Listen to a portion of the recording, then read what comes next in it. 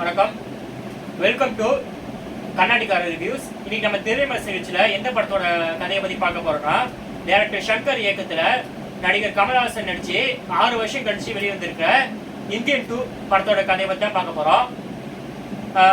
இந்த படத்தில் மொத்தம் எத்தனை பேர் நடிச்சிருக்காங்கன்னா, கமல்ஹாசன், ஜெகன், சித்தார்த், பிரியா பவானி சங்கர், எஸ்.ஜே. சூர்யா, அப்புறம் பாபி சிம்மா, இவங்கெல்லாம் நடிச்சிருக்காங்க. இந்த படத்தோட கதையை பற்றி பார்த்தோன்னா எல்லாரும் கெஸ் பண்ண மாதிரி கதை தான். ஏன்னா ஒரு இந்தியன் பார்ட் 1 என்னன்னா, சேனாபதி தாத்தா வந்து இந்தியன் தாத்தா வந்து லஞ்சம் வாங்குறதுனா வர்மக்கலை பண்ணி கொல்லுவார். அதே தான் அவர் திருப்பி இந்தியாவுக்கு வருவார், இதே மாதிரி தான் கொலை பண்ணிட்டு இருப்பாரு அப்படின்றத அந்த படத்தோட கதையாக இருக்குன்னு எல்லாரும் நிறைய பேர் கெஸ் பண்ணியிருப்பீங்க. இந்த படம் ரிலீஸ் முன்னாடியே நீங்கள் கெஸ் பண்ணது ஓரளவுக்கு உண்மை. ஆனால் இந்த கதையில் ஒரு சின்ன சேஞ்ச் இருக்குது. அது என்னன்னா, சேனாபதி இந்தியாவுக்கு வந்தோடனே அவர் யங்ஸ்டர்ஸ் கிட்ட அவங்க வீட்டில் யாராவது லஞ்சம் வாங்கினா லஞ்ச ஒழிப்புத்துறை கிட்ட அவங்கள ரிப்போர்ட் பண்ண சொல்லுவாங்க எவிடன்ஸோட. மற்ற அவர் பெரிய பெரிய பெரிய கார்பரேட் கிரிமினல்ஸாக இருக்காங்களே அவங்களாம் கொலை பண்ண போவார், இவங்களை நீங்கள் பார்த்துக்கோங்கன்னு சொல்லிட்டுருவாரு வீடியோ எடுத்து. அதே மாதிரி யங்ஸ்டர்ஸ் பண்ணுவாங்க. எஸ்பெஷலி சித்தார்த் அப்புறம் அவரோட குரூப்பு. சித்தார்த் வந்து யூடியூப் சேனல் வச்சுருப்பாரு. இந்த இந்தியாவில் நடக்கிற பிரச்சனைலாம் எடுத்து சொல்கிறதுக்கானே பார்கிங் டாக்ஸ்ன்ட்டு அவர் தான் ஹேஷ்டேக் ட்ரெண்ட் பண்ணி கம்பேக் இண்டியன்ற ஹேஷ்டேக் ட்ரெண்ட் பண்ணி சேனாபதியை கூப்பிடுவார். என்ன நடக்குதுன்னா, இந்த மாதிரி லஞ்ச ஒழிப்புத்துறைக்கு ரிப்போர்ட் பண்ணிட்டே இருக்கிறதுனால நிறைய உயிரிழப்புகள்லாம் வருது. சித்தார்த் அவரோட அம்மா கூட இறந்துடுறாங்க இந்த படத்தில், அவங்க அப்பாவை அரெஸ்ட் பண்ணனால.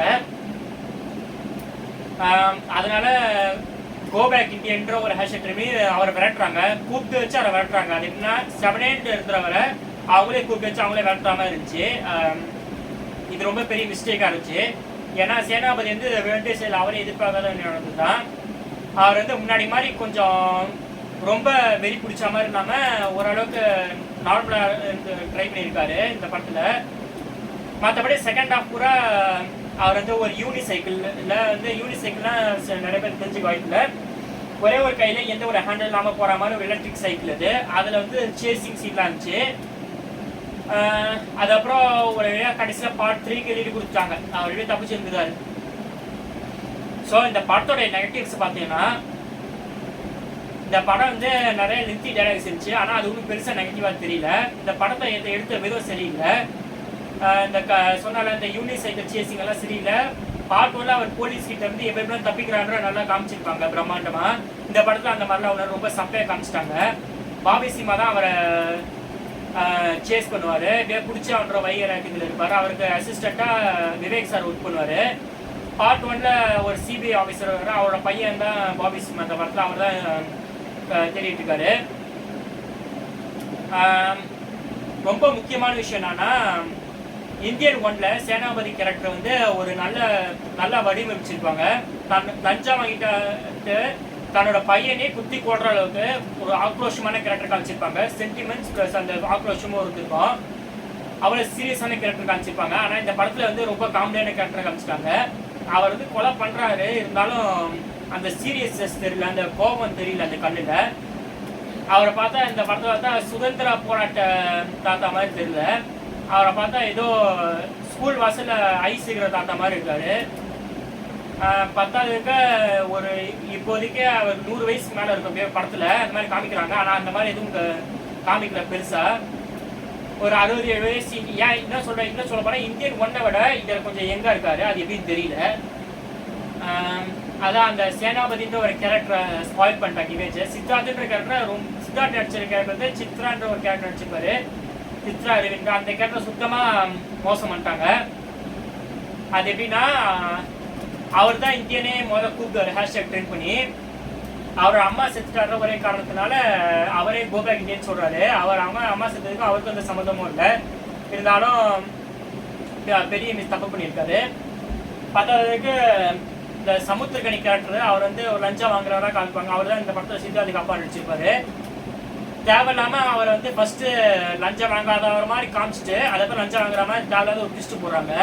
இது வந்து சரியில்லை. மற்றபடி இந்த படத்தில் பெருசாக சொல்கிறதுக்கு ஒன்றும் லாஜிக்கில் ரொம்ப லாஜிக் இல்லாமல் இருந்துச்சு. ரொம்ப வீக்காக காமிச்சிருந்தாங்க வில்லன் ஏரியாலாம். எஸ்.ஜே. சூர்யாலாம் எங்கேயோ கொஞ்சம் கொஞ்சமாக தான் வந்துட்டு போகிறாரு.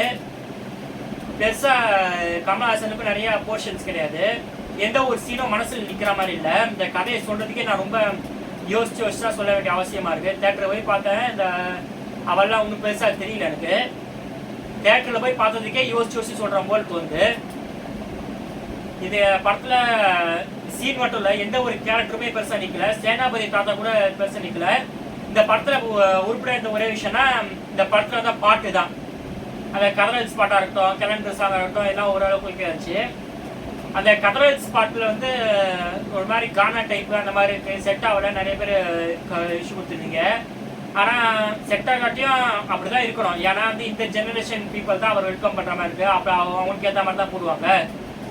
ஸோ எப்படின்னு தெரியல. இந்த படத்தை வந்து நிறைய பேர் டைமை ஸ்பாயில் பண்ணிடுச்சு. அது மட்டும் இல்லாமல் 6 வருஷமாச்சு இந்த படம் எடுக்கிறதுக்கு. அந்த 6 வருஷம் டைம் ஸ்பாலாக போச்சு. பல பேரோட காசு ஸ்பால் ஆகி போச்சு. இந்த ப்ரொடக்ஷன் கம்பெனியோட காசு வேஸ்ட்டாக போச்சு. தேவையில்லாமல் ரொம்ப வேஸ்ட் பண்ணிட்டார் ஷங்கர். ரொம்ப பெருசாக சொதப்பிட்டாரு. இருந்தாலும் உங்களுக்கு ஃபியூ இயர்ஸ் பேக் நடந்துச்சு, ஞாபகம் இருக்கான்னு தெரியல. மறுபடியும் நான் ரீகேப் பண்ணுறேன். ஃபியூ இயர்ஸ் பிஃபோர் இந்த படத்தோட ஷூட்டிங்கில் சில பேர் இறந்துருக்காங்க. அவங்களுக்காச்சும் இந்த படம் வந்து சக்ஸஸ் ஆகணும்னு விரும்புகிறேன். இந்த படத்தை வந்து நான் பார்க்கும்போது 3 hours டியூரேஷன் இருந்துச்சு. இந்த வாட்டி ட்ரிம் பண்ணியிருக்காங்க ஒரு 50 minutes அஃபிஷியலாக சொல்லியிருக்காங்க. ஸோ இப்போயாச்சும் படம் எப்படி இருக்குன்னு தெரியல எனக்கு. இப்போ நல்லா இருக்கும்னு நான் எதிர்பார்க்குறேன். இந்த படம் வந்து ஒரு சுமாரான ஆவரேஜ் படம் தான். இருந்தாலும் மொக்க படம்லாம் கிடையாது. நார்மலாக பார்க்குற மாதிரி இருக்கும். என்ன ஒன்று மூளையை கேட்டு உங்கள் வீட்டை பேங்க் லாக்கரில் இது பண்ணிட்டு போயிருங்க, ஆஃப் பண்ணி வச்சுட்டு போயிருங்க. இதை ஒரு ஷங்கர் படம்ன்றதே மறந்துட்டு போயிருங்க. ஓரளவுக்கு நீங்கள் விரும்பி பார்ப்பீங்க. ஸோ அவ்வளோதான். தேங்க்யூ.